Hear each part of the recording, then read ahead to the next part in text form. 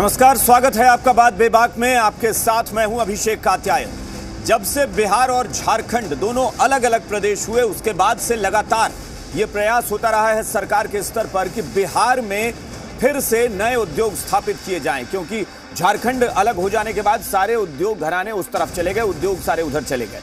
उसके बाद से हर सरकार, चाहे वो पहले आरजेडी की सरकार 2005 तक रही हो या उसके बाद से एनडीए की सरकार बनी हो, लगातार सरकारों ने प्रयास किया कि उद्योगपतियों को बिहार में आने का निमंत्रण दिया जाए और उनके लिए सारी सुविधाएं दी जाए ताकि बिहार में नए उद्योग स्थापित हों और यहां का विकास हो सके। लेकिन पहले माना गया कि बिहार में इंफ्रास्ट्रक्चर बढ़िया नहीं है, चाहे वो सड़क हो, बिजली हो, इसकी व्यवस्था नहीं है और इस वजह से उद्योगपति यहां नहीं आना चाहते। खबर यह भी चल रही थी, लगातार सुर्खियों में रहती थी कि बिहार में क्राइम बहुत ज्यादा है और लॉ एंड ऑर्डर सिचुएशन बहुत अच्छी नहीं है, इस वजह से भी उद्योगपति नहीं आते हैं। लेकिन 2005 में जब नीतीश कुमार मुख्यमंत्री बने, उन्होंने दावा किया कि लॉ एंड ऑर्डर जो है उसको ठीक करना मेरी प्राथमिकता है और हम क्राइम पर कोई भी कॉम्प्रोमाइज नहीं करेंगे और उद्योगपतियों को यहां पूरा अच्छा माहौल देंगे। लेकिन तब से लंबा समय बीत चुका है, अब भी बिहार में कोई बड़ा उद्योगपति अपने उद्योग को लगाने नहीं आता। अब एक बार फिर से जब महागठबंधन की सरकार वहां चल रही है और नीतीश कुमार ने फिर से इन्वेस्टर्स मीट का आयोजन किया, तो माना गया कि ये इन्वेस्टर्स मीट होगा, इसमें उद्योगपतियों को प्रसन्न किया जाएगा, उन्हें बताया जाएगा कि हम आपके लिए क्या कुछ दे रहे हैं। लेकिन अफसोस कि पटना में, राजधानी में एक तरफ इन्वेस्टर्स मीट चल रहा था और राजधानी से सटे बिहटा में, पटना शहर से सटे बिहटा में दनादन गोलियां चल रही थी और गोलियां भी इस तरह से चल रही थी कि मानो कि पता नहीं उसका अंजाम क्या होगा। और जब अंजाम निकलकर सामने आया तो 4 लोगों की लाशें बिक चुकी थी। सवाल यह उठता है कि ये लोग कौन थे जो इस क्राइम को अंजाम दे रहे थे। दरअसल 2 गुटों के बीच झड़प हुई थी और यह अवैध रूप से बालू का जो खनन होता है उसको लेकर वर्चस्व की जंग थी और दोनों गुटों में जबरदस्त फायरिंग हुई। रात भर गोलीबारी चलती है, उसके बाद दोपहर तक गोलियां चलती हैं और 4 लोगों की लाश गिर जाती है। हालांकि वहां के जो लोकल, वहां स्थानीय जो हैं वो बता रहे हैं कि 4 से ज्यादा भी लाशें हो सकती हैं, हो सकता है कि लाश को ठिकाने लगा दिया गया हो। और अफसोस की बात यह कि जब हमारे संवाददाता ने पुलिस से बात की तो पुलिस वहां पहुंची भी नहीं थी। पुलिस अधिकारी ये बयान दे रहे हैं कि वहां के लोगों ने हमें सूचना दी है कि अब गोलीबारी थम गई है, यानी पुलिस की हिम्मत नहीं हुई कि वहां पहुंच जाए। और अफसोस ये भी था कि जिस वक्त गोलीबारी हो रही उस वक्त बिहार पुलिस के मुखिया यानी डीजीपी इन्वेस्टर्स मीट में बैठे हुए थे, उद्योगपतियों को भरोसा देने के लिए कि हम कानून व्यवस्था बहुत अच्छी रखें। बयान सुनिए, उसके बाद चर्चा करें। आज बिहार इन्वेस्टर्स मीट में देश के 100 बड़े उद्योगपतियों में एक भी बड़ा नाम शामिल नहीं हुआ और नीतीश जी हाथ उठवा रहे हैं कि आपको भरोसा है कि नहीं भरोसा। किस उद्योगपति की हिम्मत है कि मुख्यमंत्री के हाथ उठाने पर वो हाथ न उठाए। देखिए, जब तक लालू यादव की पार्टी आपके सरकार में रहेगी तब तक इन्वेस्टर्स का भरोसा सरकार पर पैदा नहीं हो सकता है। देखिए, भारतीय जनता पार्टी को सत्ता उद्योग की चिंता रहती है। अरे सवाल किस बात का उठा रहे हैं? मैं तो भारतीय जनता पार्टी को खुली चुनौती देना चाहता हूं कि जो बिहार के विकास की पटकथा का श्रेय लेते हैं, अगर श्रेय लेते हैं तब तो औद्योगिक क्षेत्र का हमारा विस्तार नहीं हुआ, इसके लिए गुनाहगारों की सूची में आपका भी नाम शामिल हो गया। बिहार में इन्वेस्टर मीट चल रहा था और उधर बिहटा में बालू माफियाओं के द्वारा ठाए ठाए हो रहा था। 5-6 हत्याएं हो चुकी हैं और इधर जो है व्यापारियों को बुला करके विश्वास में लिया जा रहा था और इधर रिहर्सल होकर के दिखाया जा रहा था कि देखो कैसे बिहार में हत्या होता है। ये व्यापारी बिहार में उद्योग लगाएंगे इस पोजीशन में जहां जंगल राज पार्ट 3 की स्थापना हो चुकी है। आज बिहार में भारत के कई प्रदेश से निवेशक आए, एक बहुत ही महत्वपूर्ण और एक सक्सेसफुल बैठक पटना में हुई और जिस तरीके से नीतीश कुमार जी और तेजस्वी जी ये लोगों को लोन की सुविधा, लैंड की सुविधा, बिजली में सब्सिडी, पानी की सुविधा वगैरह दे रहे हैं, कई निवेशक यहाँ आएंगे और अपने अपने इन्वेस्टमेंट करेंगे, उद्योग लगाएंगे। एक बड़ी दुर्घटना बिहटा में हुई।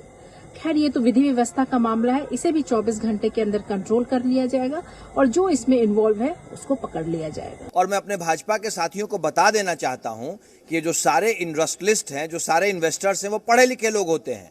वो रोज एनसीआरबी का डेटा देखते हैं और हम वैसे इन्वेस्टर्स को भी बुला रहे हैं जो उत्तर प्रदेश और उत्तरांचल में कानून और व्यवस्था की स्थिति से त्रस्त हैं। वहां का एनसीआरबी का डेटा और बिहार का एनसीआरबी का डेटा देख करके वो बिहार की तरफ रुख कर रहे हैं।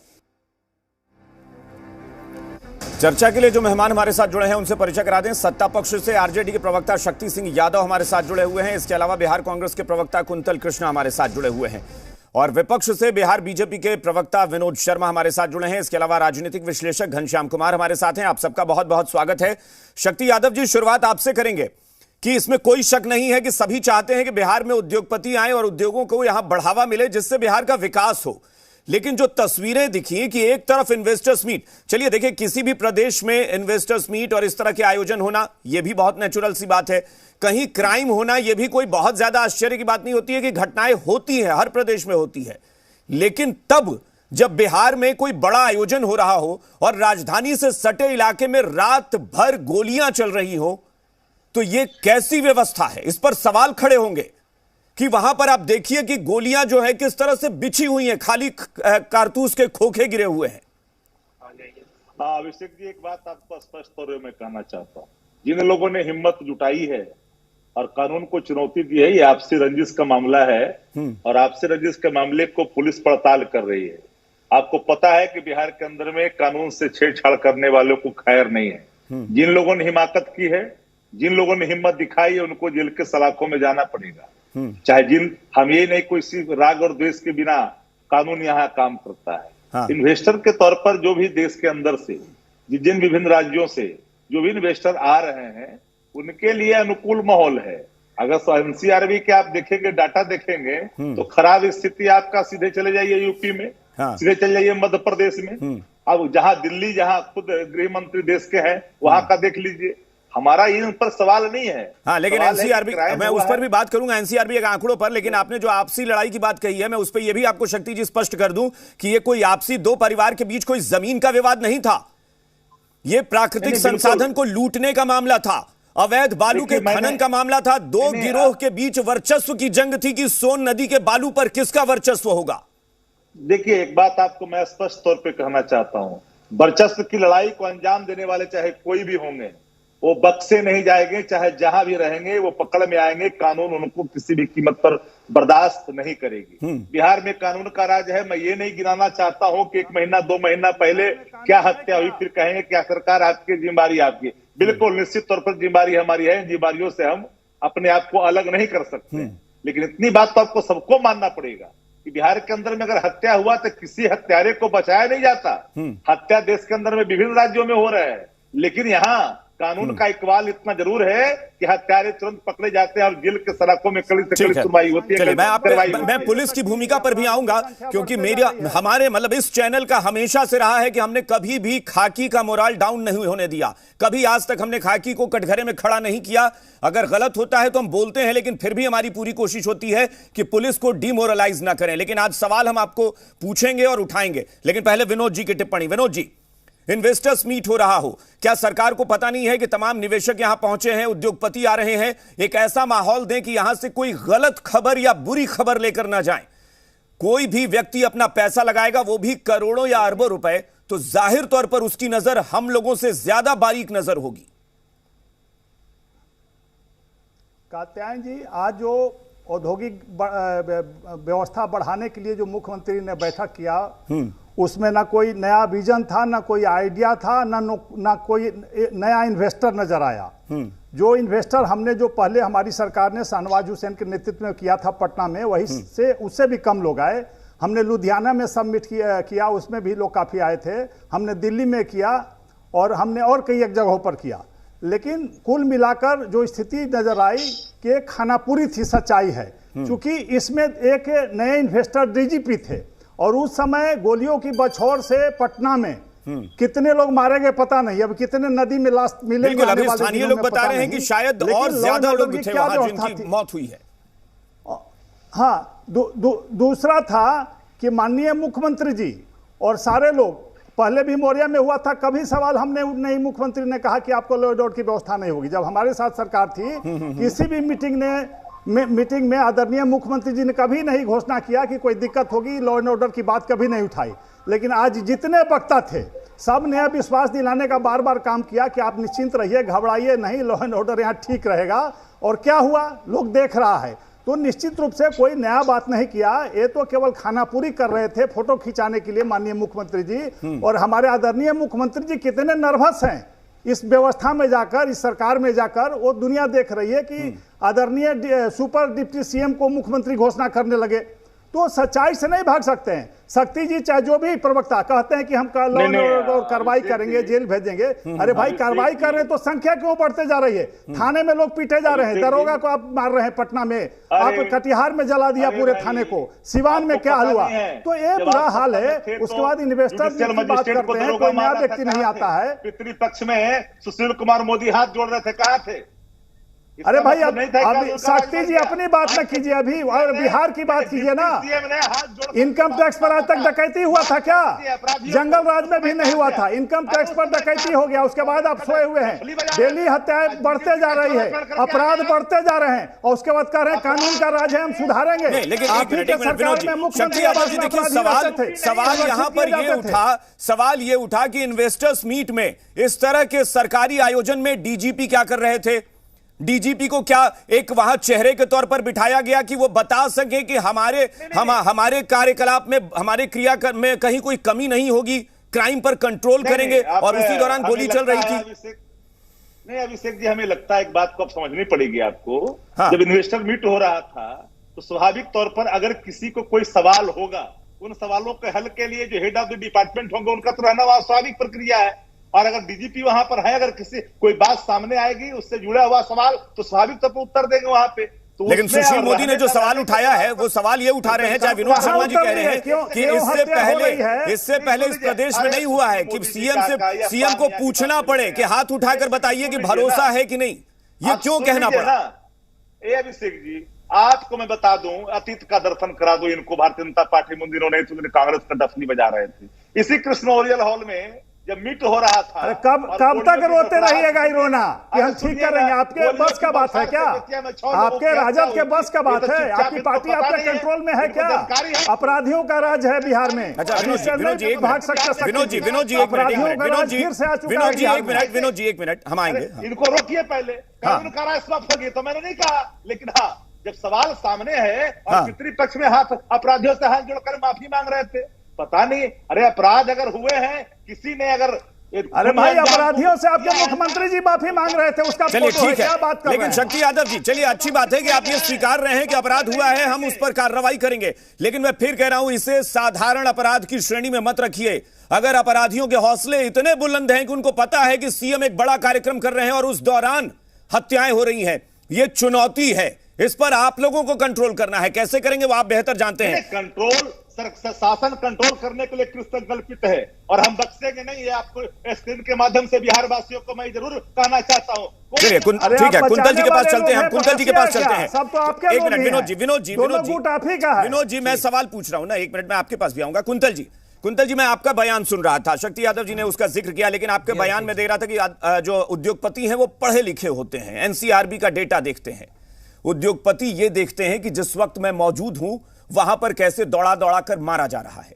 एनसीआरबी की जो रिपोर्ट होती है उसमें सिर्फ सड़क पर घूमकर हत्या हुई है इसी का नहीं होता है, उसमें सारे आंकड़े होते हैं कि कहीं लूट है या रेप की घटना हो रही है, चोरी की घटना हो रही है, छिनतई है, अपहरण है, हत्या है, सब। लेकिन जिस जगह पर, जिस प्रदेश में उसे पता है कि राजधानी से सटे इलाके में संसाधन को लूटने के लिए हत्या हो रही है और रात भर गोली के बावजूद पुलिस नहीं पहुंच रही है, तो क्या उद्योगपति इतने मूर्ख हैं कि उन्हें समझ में नहीं आ रहा है कि क्या चल रहा है?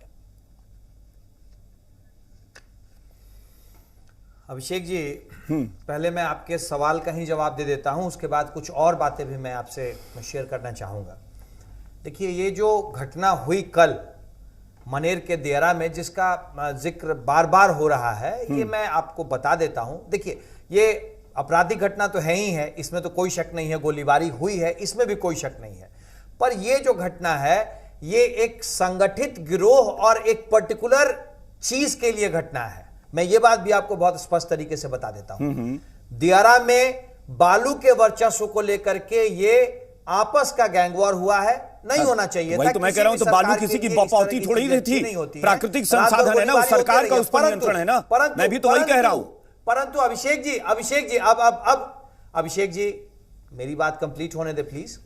परंतु ये बात जब हमारे राजनीतिक साथी और बीजेपी जो आज के दिन में विरोधी दल है बिहार में, इस बात को जब इन्वेस्टर्स मीट से जोड़ रही है तो मुझे दुख हो रहा है। दुख क्यों हो रहा है मैं आपको बताता हूं। किसी भी राज्य की प्रगति के लिए बहुत ज्यादा जरूरी है कि इंडस्ट्री उसके साथ खड़ी रहे। आज के जमाने में अब जो जमाना है, जो ग्लोबलाइज्ड वर्ल्ड है, उसमें किसी भी राज्य की प्रगति के लिए जरूरी है कि इंडस्ट्री उसके लिए साथ खड़ी हो।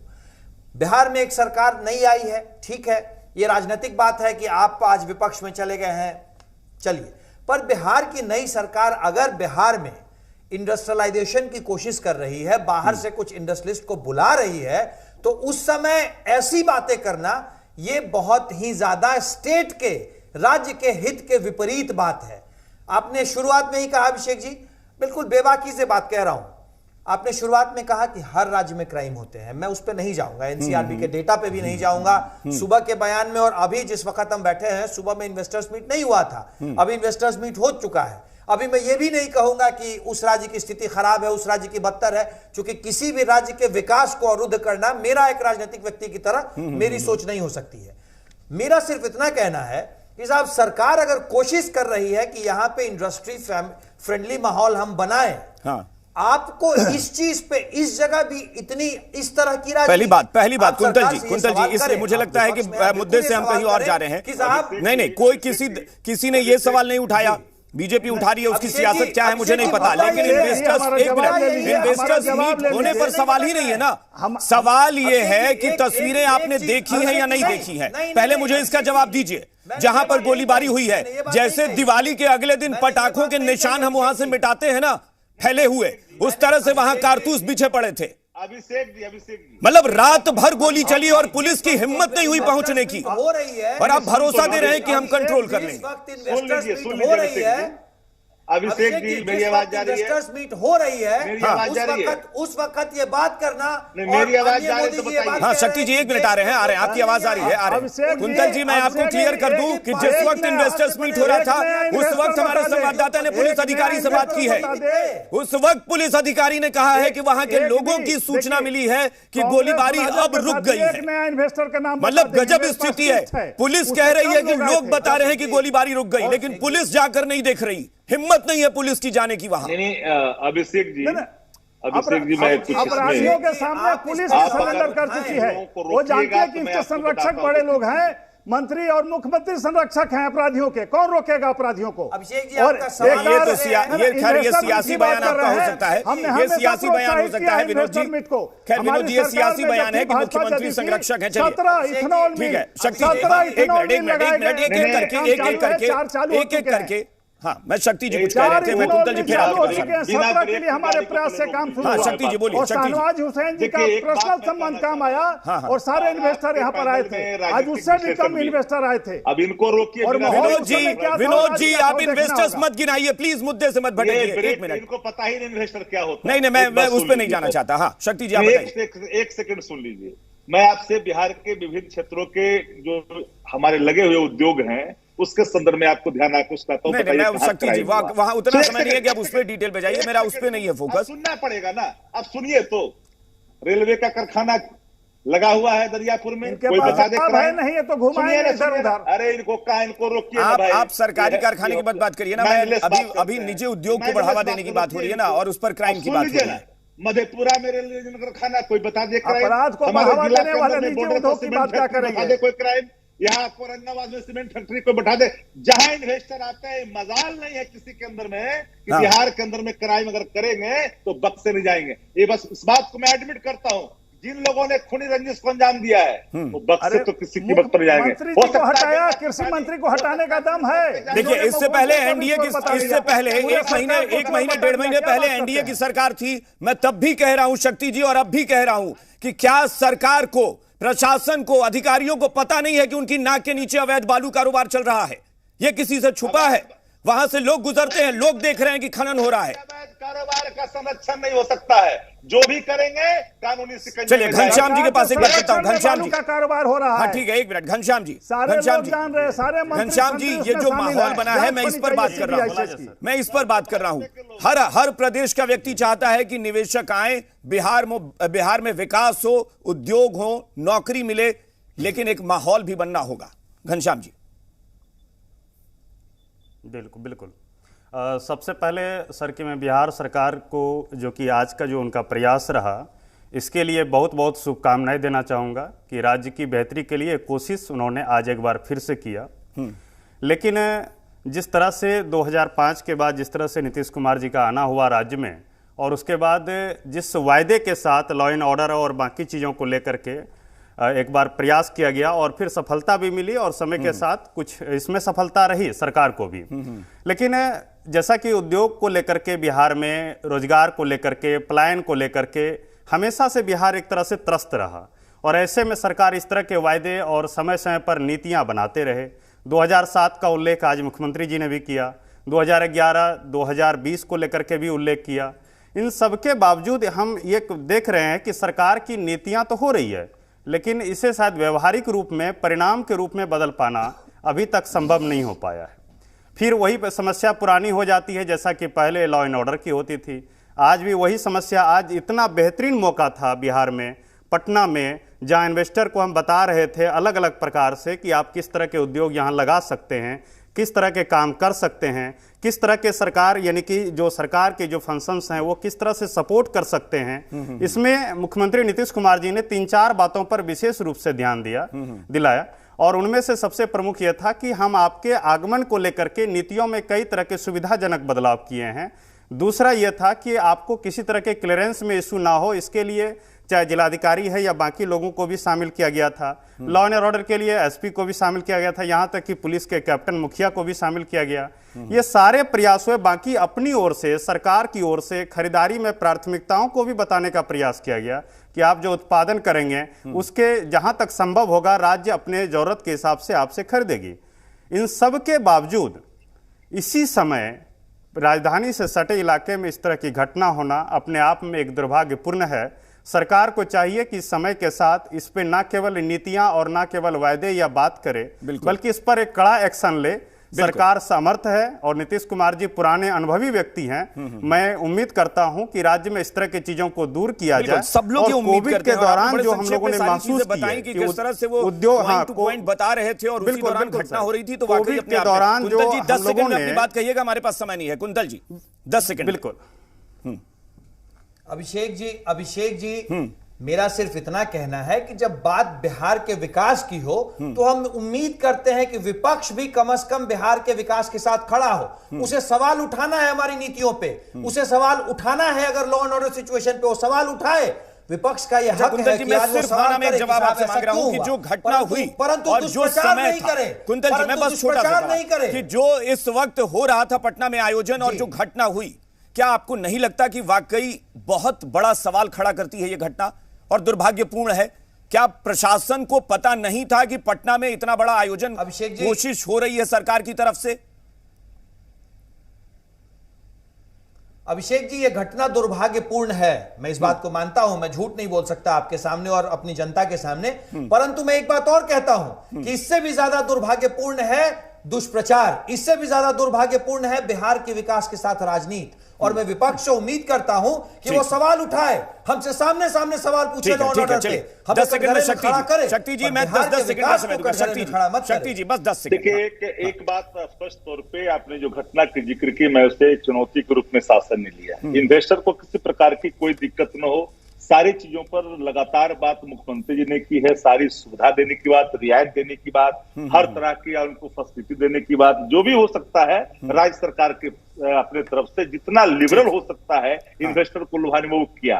कानून व्यवस्था एक सवाल सामने ऐसा नहीं है। इसके पहले भी इन्वेस्टर के मीटिंग में अगर 4 लोगों की हत्या हो गई थी तो हम उसको कानून व्यवस्था से जोड़ करके यह नहीं देखेंगे कि हमारे लिए चुनौती है।